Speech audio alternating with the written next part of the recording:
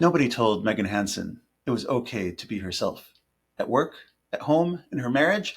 So she spent decades being exceptionally good at being someone else. In this episode of The Pattern Seeking Entrepreneur, I sit down with Megan Hansen, IT business owner, Six Sigma black belt, HR veteran, autism advocate, and someone who is just now, at age 46, learning what it means to take the mask off. If you've ever been the most capable person in the room and the loneliest, this one's for you. I'm Jonathan Domsky. This is the Pattern Seeking Entrepreneur. Let's go. Some entrepreneurs succeed by following the playbook, and some succeed by writing their own.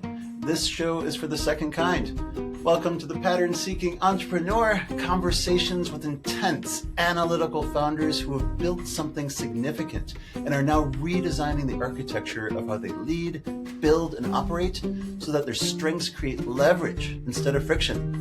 I'm your host, Jonathan Domsky, business and life coach, entrepreneur, and someone who has spent a career helping powerful minds build businesses that actually fit how they think. Let's get started.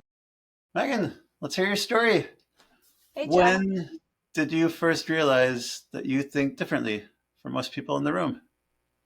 Oh, gosh, I would say earliest memories. It always felt like I was on the outside looking in, even as a Mm, kid.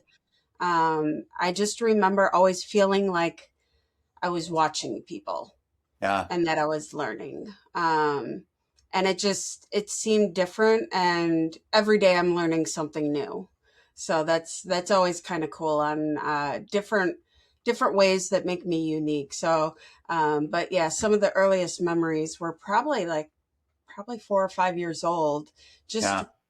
remembering feeling like I was always different. Mm.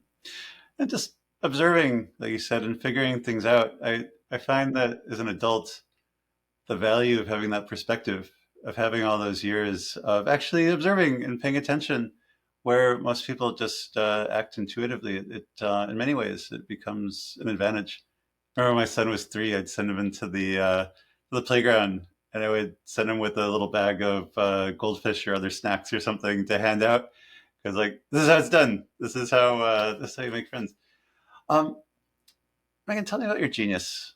The things that you seemingly effortlessly do better than almost everyone you know. Gosh, I have an innate ability to be able to get like 12 hours of work done in like 8 hours. If I am super focused and I am really loving what I'm doing right now, there is no stopping me.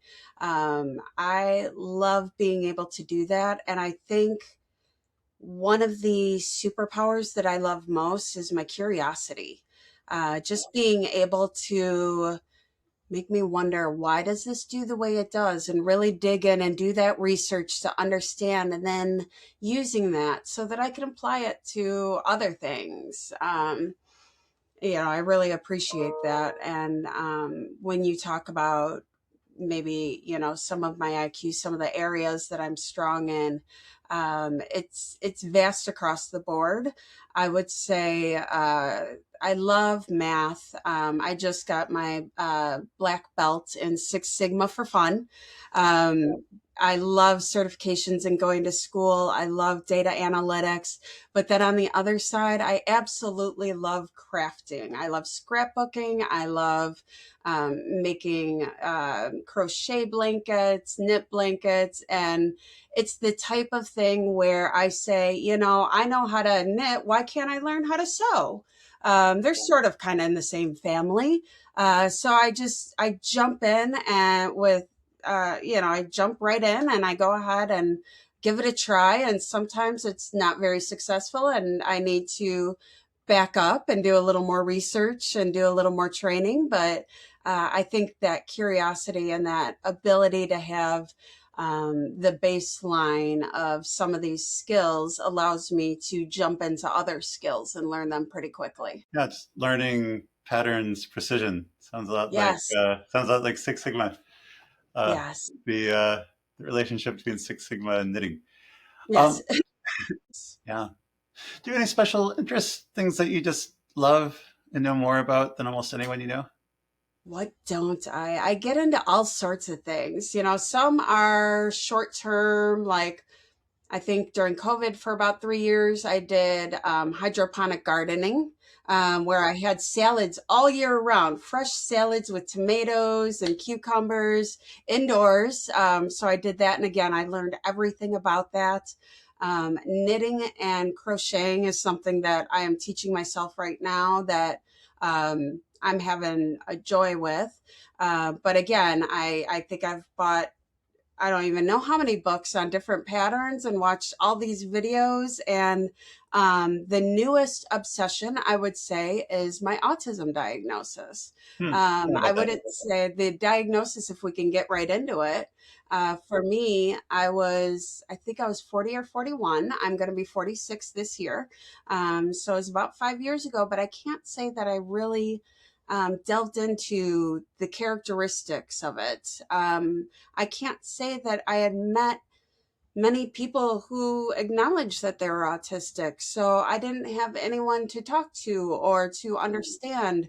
And in my head, it was just, okay, well, I'm still me. So it doesn't change things. But the more I've come to know myself and realize that it has made a difference, and understanding the invisible struggles that I have, and understanding that it's okay to ask for help, and being a little vulnerable in some of these. And I think part of what has led that is I'm also a mom to a daughter with special needs.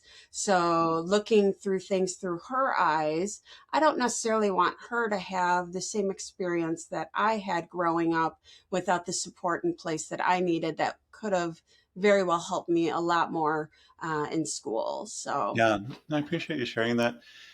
Unfortunately, there's just not a lot of great books about the adult autistic experience. So the one that I would recommend is called Divergent Mind, especially for women. Um, Tell me about your business. What do you do? What do you do it for? What problems do you help solve? all right, right now, my husband and I own Lake Cook Solutions, business technology organization, as well as SeedVoice, our phone communication systems. So we love to walk into a client's office and say, what are your pain points? What's going on? Not just the call of, oh, my computer's broken, but let's look at the whole environment and figure out what are those things that are driving you nuts. So, as an example, maybe it's old phone systems, maybe it's your bills that you're receiving, maybe it's software that you have, or just the service you're getting from your technology team. We're really able to come in, look at everything as a whole. And so, I think it's really important, as a business owner, to be authentic and really understand your customers. And being a small business owner ourselves, we understand the complications and what small business owners can go through, how everything is customizable. And that is one of the things that we love about being a small business technology firm, is that we go in and every client is different.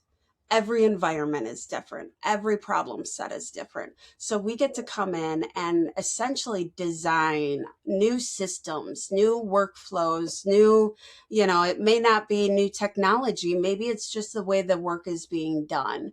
And that's one of the things that I've been able to bring to the company with a project management background and with an analytical mind, is to really come in and understand what's going on in the environment and see the big picture. Yeah. So, Megan, running a business, it always comes with challenges. Where do you feel that you have to work harder? Put another way, where has thinking differently created friction in your business, your team, your relationships? So it's thinking outside the box sometimes, because I get in a mode where I say, we have to do X, Y, and Z. There's a lot of pieces. Sometimes it's easy to get overwhelmed with all the different pieces. Um, I would say sometimes my autism will hinder and help with that, because I do get the anxiety of all the moving pieces going around when we're doing an office move or we're doing a complete new office setup. There are a lot of pieces going on. There's the installers that have to come in and put all the wiring in and hang the box, and all the technical pieces need to go in, and then the programming and so forth, and we need to coordinate all of that. So I would say at first for me, it is very overwhelming, but I have learned some different coping mechanisms where I can calm myself, depending on, what state I'm in at the time. Sometimes it's breathing exercises, a nice cup of tea, and just a few minutes to gather my thoughts. Other times it is, as much as taking a bath in the middle of the day. I don't know if you've ever done that, but it No, is really sounds pretty great though. relaxing. Yeah, Instead of, some people like to take a walk for their lunch, I'll just fill up the bathtub and take a bubble bath. And some of my greatest ideas come out of there. So yeah. it's a way for me to relax and ground myself, and then I'm fresh again. I will even use AI sometimes to gather my thoughts and just speak into my phone, into the chat that I like to use, and just vomit out 500 words of all the things that are on my mind, and then ask it to summarize things for me. And if there's any other thoughts I should be thinking about. And all of a sudden, it spits out an organized document that has all the bullet points for me, and then asks me additional questions where I might have said, hey, I didn't think about that aspect of things. Maybe I should go back and look at that.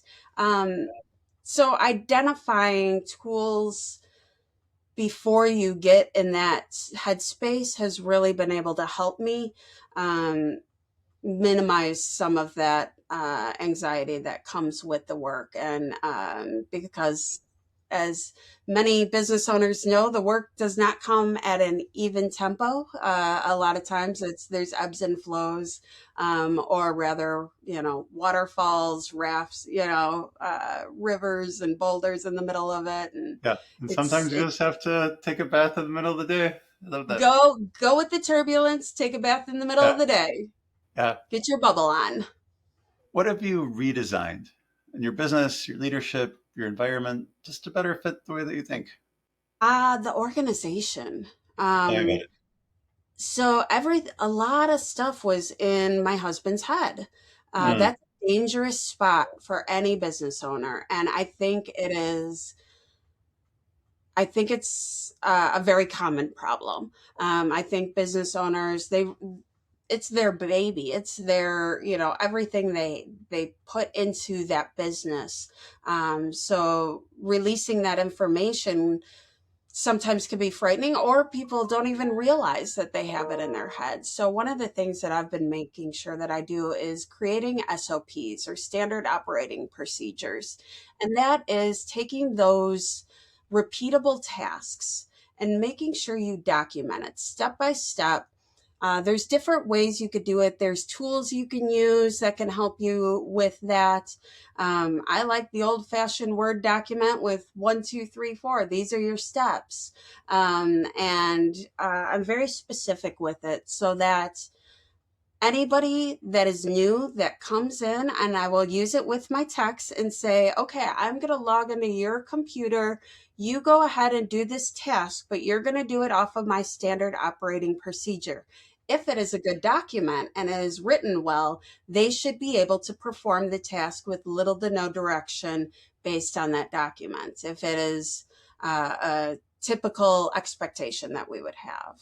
Yeah. So that is something that I have streamlined, and it really helps with getting people up and running quicker and without needing, again, the information that's stuck in somebody's head. So if you have somebody that's like that, I highly recommend implementing some of those SOPs. Yeah. At my old company, I had SOPs for everything, but not just the repeatable processes for, for sales, for, all sorts of workflows. And I believed that if the way that we do things is trapped inside of someone's head, then as soon as they leave the door at the end of the day, just our company doesn't know how to do it anymore. And I would, this was in 2009, I interviewed everyone in the company just for all the stuff that they did. And especially when they would say things, well, it's really more art than science. I would say, no, that just means that you don't know what the process is. It's subconscious. And I asked some questions, and I would draw it out of them. And at its root, life is nothing if not a process. all these things that we, whether it's, analytical genius or anything else, there's a series of steps you go through. It's just for most of us, it's automatic. We don't even think about it.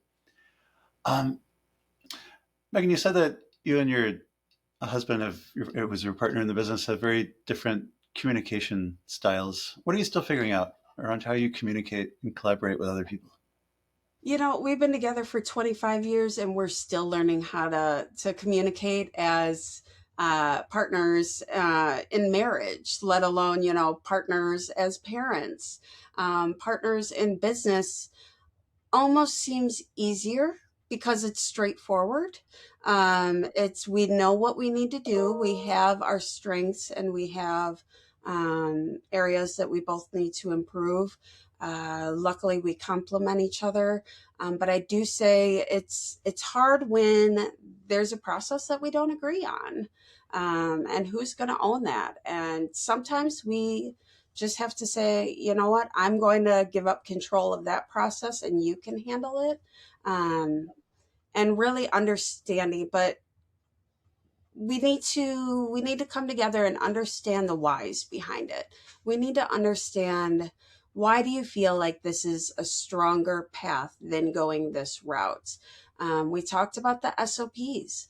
The danger with SOPs is that they aren't maintained always. So you need to reevaluate things as you go through. So that communication with my partner, um, again, we need to reevaluate things and we need to be open minded to each other's opinions on this. It's very quickly to, I would say, not dismiss, but to just say, okay, I understand you're coming up with that theory, but I'm going to go with this because you're more comfortable with that person. Um, so it's just maintaining that respect and making sure that we respect each other's experience and skill sets, and that we both understand that we have the same goal. We want to build great things. We want to do amazing things for our clients. We want to help wherever we can. And as long as we go back to the goals and back to our mission, typically we come to an agreement. Yeah, if you can't trust your partner to make a good decision, to have a good head on their shoulders, to do the right thing, you probably shouldn't be partners in the first place. I was partners with my spouse for about 25 years, and the first couple of years we were in business, we did we butt heads all the time about Yeah. stuff until we came up with some just rules of engagement. And the first and easiest one that just got rid of 90% of the disagreements was, if it's less than $500, we're not even going to talk about it. Just Yep. just Yeah. make a decision, and there's nothing to talk about. And then we tried to agree on all the important things, and often made much better decisions. She thought very differently than I did, and because of our different approaches or different perspectives, I think we most of the time made really good decisions. But at the end of the day, if we just couldn't decide, we just agreed that if it had to do with marketing or operations, which was my responsibility, we were just going to do what I thought was best. And if it had to do with product development or production, which was her area of responsibility, we're just going to do what she thinks is best. And that way, there were no, nothing Yeah. that we brought home to, I can't say that we've argued over anything real big. I would say our philosophy has always been what's right for the client, what's best for the client. And it comes back to that, and it's always from a good place. So making sure that we both understand that, yeah. um, but that's Megan, helpful. so you said you're kind of in a transition right now. Yeah. You're just figuring out what it means to be an autistic mom and wife and business owner and daughter, like all this other stuff. And you're growing your business. Let's pretend that you could talk to your future self from a time in the future when you just have it all figured out. Wise, compassionate, strong. What advice do you think this future self would tell you to do today? Be brave, be human, be kind. Be brave, be human, be kind. Um, I went for the first time last night to, you actually inspired me to get out there and start, meeting some other neurokin, as you mentioned. Oh, so wonderful. I went to an Your neurological autism, kinfolk. Yeah. Tell me about it. yeah, I went to an autism meetup at the library last night. Hmm. And How was it? oh gosh, I was so worried. I probably spun through 8 million different scenarios because I feel like, when people see me, they tell me I'm not actually autistic, or, the fact is I mask very, very well. And there's a lot of invisible struggles that go with that. And, I walked in the room and there was about 8 other people there, and they definitely all kind of stared at me, and every thought went through my head like, I don't belong here, I should just walk out, I don't, but then someone introduced themselves to me, and I thought, be brave, like, say Yeah. hello, stay for 5 minutes, I don't need to commit to more than that. Yeah. um but I would it's definitely challenging. I ended up staying the full 2 hours because I was really enjoying myself, and found that it was much easier to put the mask down. Yeah. I've never had to stim much before during conversations, so it's not necessarily obvious to some people. But um, I was talking to someone for the first time, and I was super nervous, and they had coloring sheets and these cool coloring pencils, and we already talked about how I love crafting and all Yeah. the arts.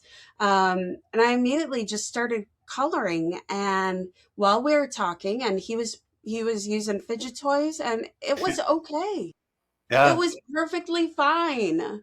Nobody, and it just felt so comfortable for me to be able to do what I feel, right? To do what's inside that's trying to come out, but I'm holding in because of the social norms. Yeah.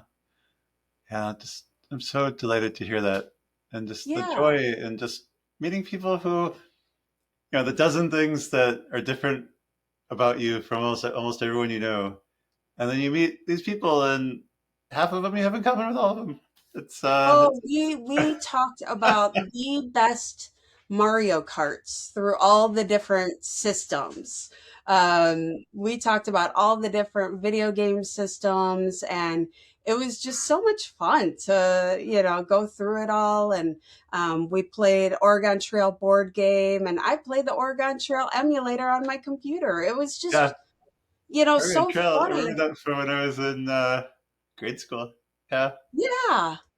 Um, It was a lot of fun to just hang out with people that didn't have social expectations of me. yeah. It So was it's a freeing. gift, isn't It it? was not exhausting. It was a social interaction that was not exhausting for me. Yeah, I'm curious about this. You talk about how skilled you are in masking Mhm. and what a relief, what a just the surge of joy in being able to be in a situation where you just didn't feel like you needed to. I'm very curious, what are situations in the workplace, even at home, At where you home, feel that you everywhere. need to mask? And I wonder how true it is. Like, what would actually happen if you were more, your more Fun. natural self in some of these situations? I would be more fun. I've started to unmask last year. I really started doing deep dives to understand who is the real me. Because when you start pulling off that mask, when you mask so much, you literally lose your I identity. don't know who you are. Yeah, Which one is me? Which one is the real me? And when I hung out last night with all these wonderful individuals, I looked at each one and I thought, I have a personality like you, each one of you in my head. Like, yeah, it's just the personalities were all different. And um growing up, my best friend, one of my best friends to this day, that we went to college together, she calls me her flower and I call her my butterfly, because she's the social one that, just goes around me and makes all the friends and brings them to me. Um, and I look back and she's always just loved me for me. She's always known the characteristics that I have. She knows what's too much for me sensory wise and what's not. And she never had a diagnosis for me, but she inherently knew what I needed. Yeah. Well, that's the tragedy of masking. It's not just that it's exhausting. It's not just that it's uh, just this extra burden that you carry when you go out into the world. But when people only know your mask, even if they fall in love with you, they don't love you. Yeah. They love this persona, this version of yourself that you put into the world, and we can never really feel that. It's at the end, it's ultimately a very empty experience when someone loves a Yeah. persona who's not really who we are.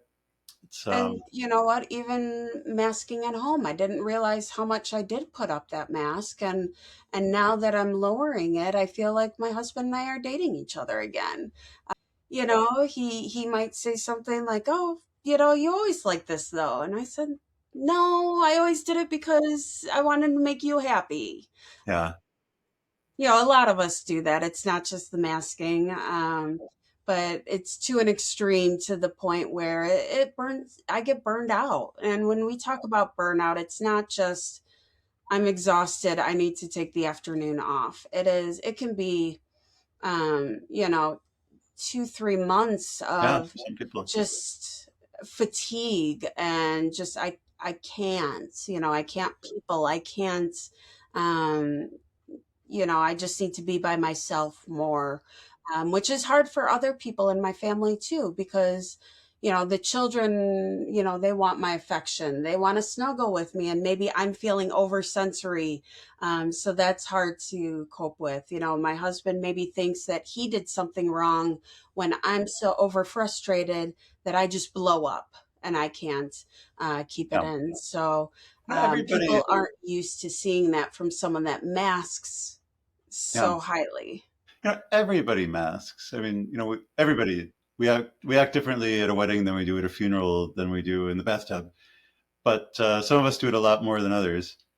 And when there's that need, whether it's externally imposed or an internal motivation, becomes our responsibility to communicate, especially to the people who love us, what's going on and what to expect. The last time we spoke, you told me that you believe one of the smartest things an employer can do is make sure the work fits the human. Could you elaborate on that? What does it mean to make sure the work fits the human? A firm believer that there is a job for everybody. Everybody has a skill set that they're really good at. And I started thinking about this probably 15 years ago. I'll be the first to admit I'm on the cusp of a millennium and a Generation X. So I'm a Zennial, is what they call it, that group between like 77 and 83 or something. The Oregon Trail era is what I Mhm. call it. Yeah.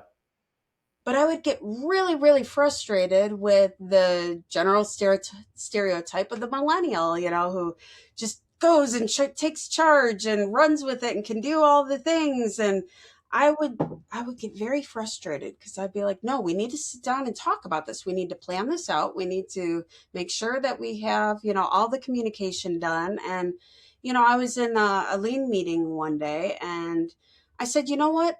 I could use that energy right now. I don't have that energy. So I can employ that person to, let's come up with these ideas together. And I could utilize that energy and that drive that that person has to go forth and do some of these tasks where I'm maybe more the planner, maybe I'm more the manager overseeing different things than doing the little things. So again, it's seeing what the skill sets are. It's understanding where your people are struggling individually and who can help with those.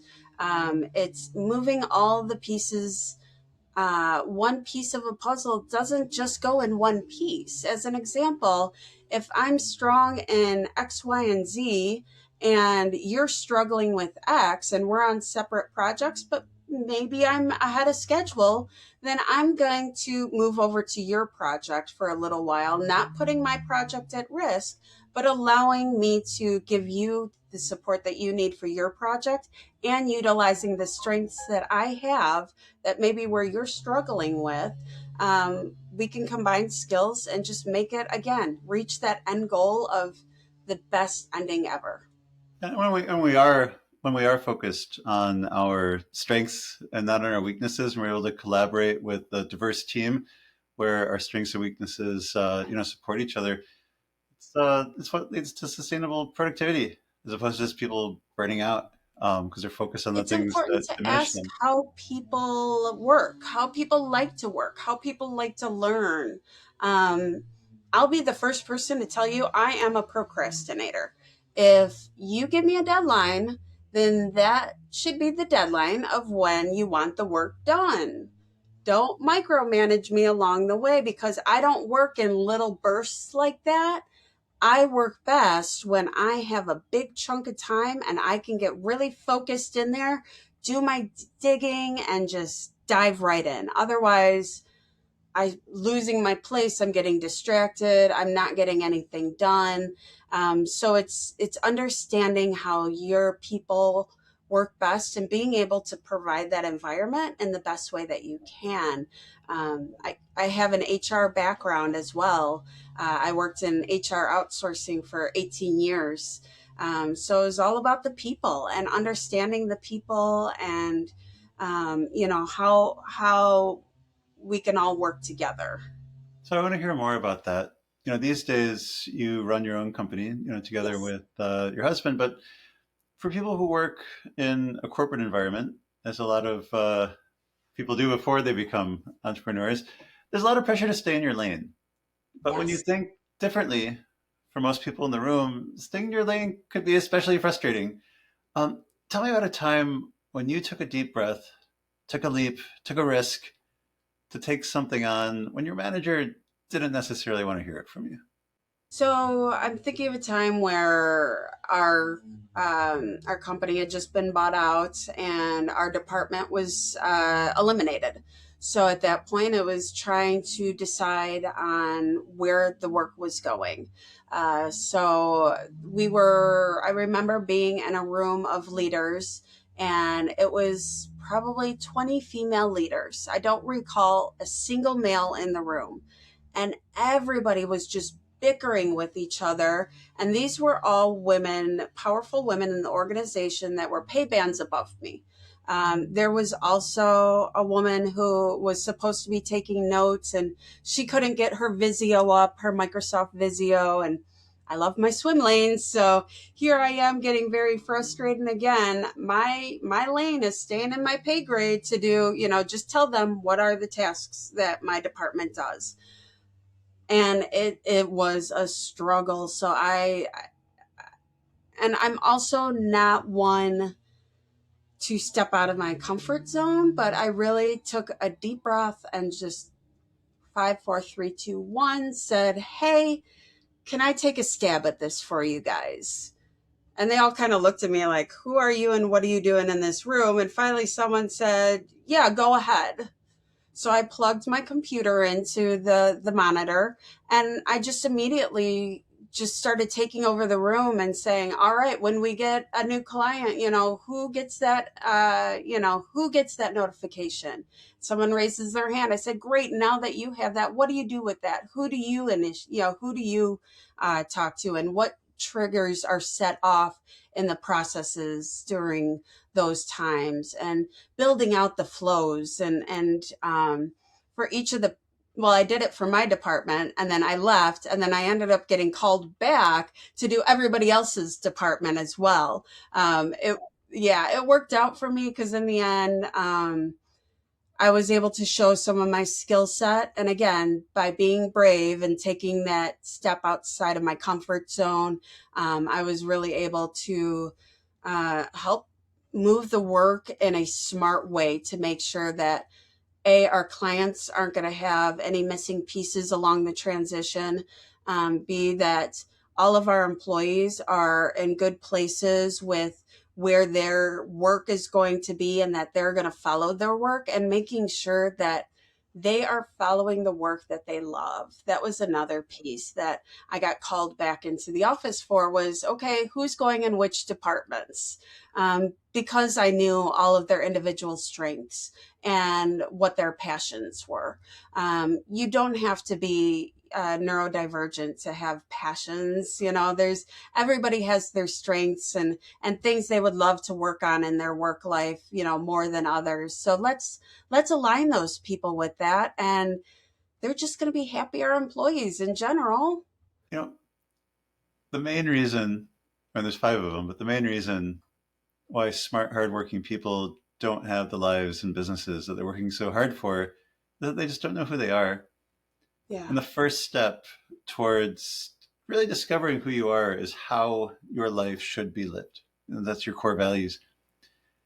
But like you said, if you're used to spending your entire life pleasing other people, it's easy to forget what is actually important to me. And I remember, so any client story I ever say, I always have the client's permission to share it. But I was helping, this maybe 5 years ago, I was helping a client with his core values.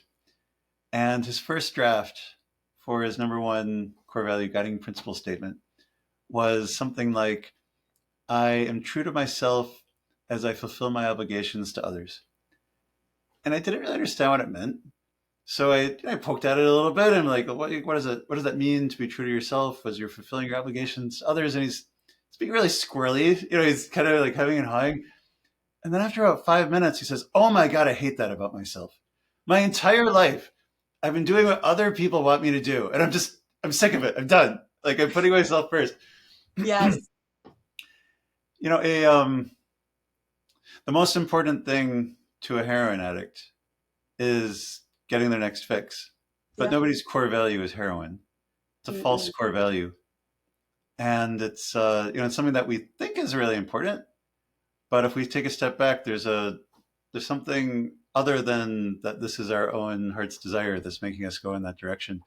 The ember is still there. You mentioned that, talking about addiction or something. I was reading something where it said, because I've been on a weight journey. I struggle with my weight a lot. And it said that you're not ready to make a change until it hurts more not to make a change. Right? So that's where you hit the rock bottom. But it's to the point now where I'm understanding what I need and that I'm pleasing other people. So it is hurting me. Like, it's taking its toll on me, and I'm recognizing that. So I'm taking the time for myself to go out and do things for myself, whether it be tonight I'm going to go crochet with some other ladies, that I barely know, but we have to talk about this a little bit. So suffering is often a very good motivator. Yes. Start to make a change. Well, a few things are really important here. The secret to happiness is just to see where you are and just fully accept it and have joy in it. Whatever it is. This is where I am, because, Megan, literally your entire life has been leading up to this conversation. In this instant, it's inevitable. There's nowhere else you could be right now. In a second, you could hang up and you could take your bath or do whatever it is. But right now, this is it. And the secret of happiness is just to see, where am I right now? And just say, like, yeah, I choose this. And if you want your next moment to be different than that, well, then great. Have that goal.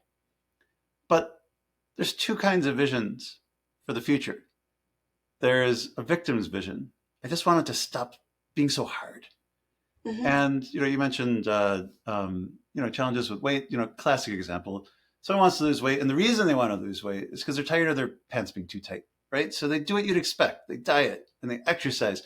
And their pants aren't so tight anymore. And there's no reason to do those activities anymore. And it's that classic yo-yo. In contrast, a positive vision for what you actually want, not to have less of what you don't want, but to have more of what you actually want. Same person, they want to lose weight, but they want to lose weight because they want to feel good. They want to have more energy. So they diet and they exercise and they feel good and they have more energy, and it's self-sustaining. I mean, suffering is a great motivator to start, but it's only sustainable But it only if keeps we you actually know what we motivated for want. so long. Yeah, You gotta find your why, and your why has to be a solid root. And sometimes to get to that, you have to do the exercise of the five whys, if yeah, you've ever done that, where you just hmm keep asking why and you keep digging further and further. For me, it came down to my kids, where, at 350 pounds, I couldn't get on and off the floor. mm, It was too much of a struggle, and it devastated me. It absolutely devastated me, because that is not how I pictured being a mother. Um, when it was only about me, I would lose the weight and gain it, and lose the weight and gain it. I just could never sustain that motivation. Um, but now I get to see them, every day, and be a role model to them and others too. It's incredible. yeah. And is there something that drains your energy that you wish you could give up this new year? What's the people pleasing? Yeah, I don't know how to inherent. I just feel like I don't know how to be able to make people happy, finding that balance without burning myself out, because I do tend to be so extreme. Um, it's not just I'll cook you dinner. It is I will make sure that there's a counter full of appetizers of meats and cheeses. I am Italian, so our snacks start with an entire counter full of food. And then it just continues from there, where, there's just food after food after food. Um, I still can give myself that dopamine rush of being able to um, help everybody and be able to cook all that food. But maybe I do it once a week, and I do like a family night, and I make enough so that there's leftovers for the rest of the week too for us, and I could send some home to other people. I made a whole turkey yeah, the other day, because why not? It's not that hard to make a turkey, and everybody got to take some home, and we had that took out the energy that I was going to have to face in the following days of thinking, what am I going to make for dinner tonight? I have yeah, 15 minutes to come up with something. So being able to hit all those buckets at once on one day, that really gets me going. That yeah, not only checks the people pleasing box, but it checks my box for, meal prep. It checks the box for all sorts of things, healthy meals, and to be able to ask yourself, like, what is it I'm really trying to accomplish here? And if I don't do this, like, am I going to be able to enjoy myself? And then to plan a little bit, maybe Sunday, that's the day when you do, the storm of cooking, and then yes. you don't feel like you're letting people down. A lot of it could happen with boundaries and just planning and intention setting. Education too. I will say my family has not acknowledged the fact that I have autism. Hmm. Um, this is my like my immediate family, siblings and whatnot.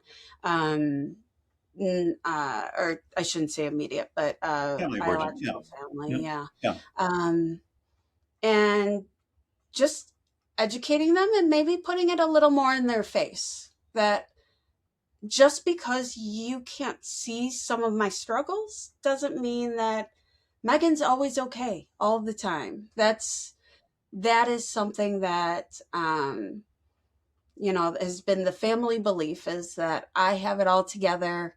I don't have any struggles. So the other children in the family are the ones that need help. So not only do I have myself all covered, when they need help, it's the expectation that I'm to come up with a plan to help them as well. Um, and I understand their family, and of course I'm going to help them. But at the same time, I would like some acknowledgement that I need a little help too sometimes.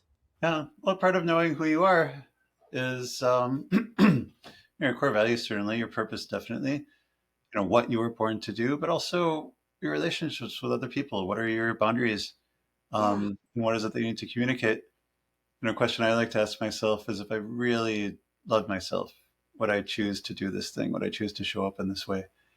And if the answer is yes, awesome. Even if it's not something that I would fully choose, if it was just me, and if it's not, well, then there's a conversation to be had, and explain it so there's not all these ruffled feathers and misunderstandings. Yes, I have a story about that. I had one of my relatives got upset about something that happened when we were all talking, and they never said anything about it. And it wasn't until 6 months later that I found out from someone else in my family Yeah. that they were still mad at me. So I had a very candid conversation with them saying, if you don't bring the problem to me, then it's not an us issue, it's a you problem. You have to educate your environment when you start acting differently, even if it's very positive. People say, Megan, what's wrong? You're acting weird. Yeah. What's wrong with you? Why are you so angry? Why are you so Yeah. frustrated? I'm getting that a lot Are you right actually now. telling me Being what in you're my feeling? 40s, going through the hormonal changes, it's just bringing everything out. Yeah. One of my favorite things to hear from people is their vision for the future. If we were talking exactly 1 year from now, we're recording this on April 14th, 2026. We were talking exactly 1 year from now. What would you have accomplished in the past year to make you say that you had a phenomenal year in all aspects of your life, your business, your relationships, your personal life? It's going to be a combination. Right now, I'm actually joining another company as well. I'm still going to be owners of like Cook Solutions and SeedVoice, but in addition, I'm going to be working for a Spirit Tech, which is an organization that allows adults with autism to be able to um, get meaningful employment, to be certified in different specific areas that we're able to get grants for these adults so that they don't have to pay for any of the education. So a year from now, I want to see that impact. I want to shake hands with the people that went through the program, um, the people that I made a difference for. That was one of the reasons I left corporate was I could not make a difference anymore. Um, One of the parts that I love about being a small business owner is I'm very active in the Chamber of Commerce, and I work with a lot of small businesses. I work with the school district. I work with, and I connect everybody, the government, the local government here. And I really try to connect as many people as humanly possible because there's so many opportunities that are missed out there because we don't cross paths. So I think that it's, I think like I said, I would consider it a big win, even if I had one person go through certified and had meaningful employment coming out of it. I want to make a change to the autistic community. I want to help chip away at the stigma. I want to scream from the top of the roof that I am autistic. I don't look it. That's okay. It doesn't, and I want to be able to help other folks, other neurokin, other people that have people in the community tied to them that are dependent on them, and help them feel like they're making a difference too. Yeah, yeah. So I'm going to read you back what I wrote down, what I heard, based on what you just told me and what we were talking about earlier today. It's April 14th, 2027, and I declare the possibility. This isn't who you are right now necessarily, this is who you are in the future. That best version of your future self is telling you right now to be brave, to be kind, to go outside your comfort zone. It's April 14th, 2027, and I declare the possibility that my companies are all thriving, and I'm making a profound impact in people's lives, especially helping autistic adults find employment that fits the way they think. I connect people who don't normally cross paths to find new opportunities. I fully embrace who I am, and I live it fully in all of my relationships. What do you think? I love that. I feel like that embodies me. Yeah, what's I'm happening? still You just learning. I'm still learning who I am. I'm still learning what it means to be autistic. I'm still learning Um, Even the norms, I'm afraid to offend myself. I don't even, know the vocabulary, if you will. So I want to learn more, Yeah. So and through just continue that education and journey. experimentation and just putting out yourself out there, and even just this conversation today, it's all Yeah, they're all important steps. What I'm do you think are trying. the things in the way? What's stopping you from getting what you want from that vision that we just talked about?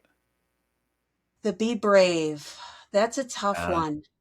Be brave. Just once I get going, I know I can do it.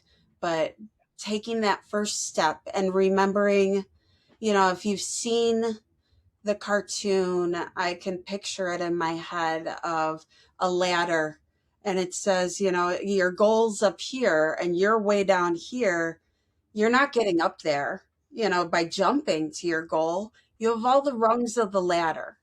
So just take that first rung, just that first step, to achieve it. And being brave enough to do that is going to be amazing. Maybe I have already done that, and maybe I'm on the 14th rung.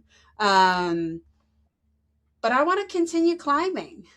It's neat to find out how my brain works, and um, how other people's brains are working the same as mine. Um, I've been relating myself to Marty from Madagascar 2 lately, and finding my fellow zebras. yeah. Um, and it's a complicated, I would say it's full of emotions, Yeah. right? Well, it's a Um, beautiful journey. Not without its challenges, but exactly. it's the it's it's what makes everything have meaning. I can switch roles for a minute. Why don't you be the question asker? I'll be the question answerer. Is there anything that you'd like to ask me? Yeah, so tell me a little bit more about how you got into the community, Yeah, the autism autistic community. community. Yeah, like how did you get involved? Yeah. Well, so it's only the last few months. It was December 2025 when I unexpectedly realized, like, looking at a list of common autistic symptoms, like, huh, like check, check, check, check, check. That's me. I wasn't expecting the conversation to go there, but here we were. And for the first couple of weeks, I had a little dissonance, just partly because I don't like labels, which I've since learned is a very common autistic trait. Um, but then just these things that you were talking about how to just figure out how to communicate in a way that connects rather than separates. And as soon as I embraced it, which was fairly quickly, and after about 2 weeks, I started educating myself. The last 4 months, I've read about 15 books. I've and I just wanted to meet people because I it's a lonely journey. I've spoken to a lot of autistic entrepreneurs. I've spoken to a lot of professionals in this space, people who are therapists for adult autistics, executive functioning coaches, people like that. And it's a lonely journey. Almost everybody, they don't know anyone else who's going through what they're going through, even the professionals. Maybe they know the people in their practice if they have them. But everybody just kind of figuring it out. And I primarily, at first, for myself, I wanted to figure it out. I wanted to meet people who were a few steps further along on this journey. And then as I started having these conversations with, that beautiful word, with my neurokin, with the people with whom I share a neurological kinship, there's just such a joy and such a connection. And almost everyone I speak to, they're hungry for it. Yeah. And I'm Yeah. like, you know what? There is no American Society of Autistic Entrepreneurs. I guess I'm just going to have to build it myself and reach out to people. And I started with just the people who I knew, like, who do you know? And then as I figured it out, I found people on LinkedIn, and then, you meet one person, they introduce you to another. And I'm building this community um, primarily for myself on this journey. But then again, as with every person that I meet, they're like, yeah, we want that too. It's hard enough to connect with people often. When you have a when you have a social disability, And then with the isolation that you don't know anyone else, I'm just highly motivated to bring people together for common inspiration, to be inspired and to inspire, to ask questions. So I'm building it myself. Yeah. Let me ask you another question. So it's if you could think of, since you got your diagnosis, of something that surprised you Yeah, just about the way that your brain works, what would you say that totally took you for a loop? that happens all the time. Like a week doesn't go by that I don't think something. I don't realize something about myself. So this one's just kind of funny.